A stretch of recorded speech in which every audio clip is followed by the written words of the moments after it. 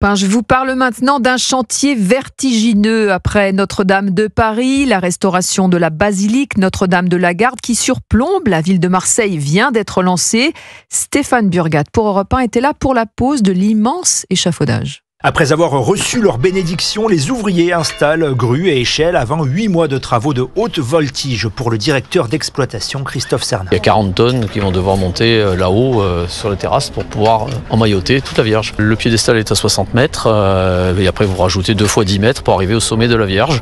Vertigineux, oui, c'est compliqué, c'est un site évidemment soumis au vent, avec du public. Une vingtaine d'ouvriers mobilisés. Pour l'heure, une équipe réduite s'occupera ensuite de la statue de la Vierge sur le clocher qui se verra appliquer pas moins de 40 000 feuilles d'or, une seconde jeunesse pour la bonne mère, se réjouit le père Olivier Spinoza. On y est, les travaux commencent, ils ont été attendus, véritablement attendus. Eh bien, il faut la restaurer parce qu'il faut se dire quand même que c'est une dame qui a plus de 150 ans. Notre cardinal disait que c'était un lifting qu'il fallait lui faire. Donc il faut la restaurer pour qu'elle puisse continuer à briller. Le chantier s'étend toute la façade de la basilique, mais hors de question de fermer le site durant la rénovation.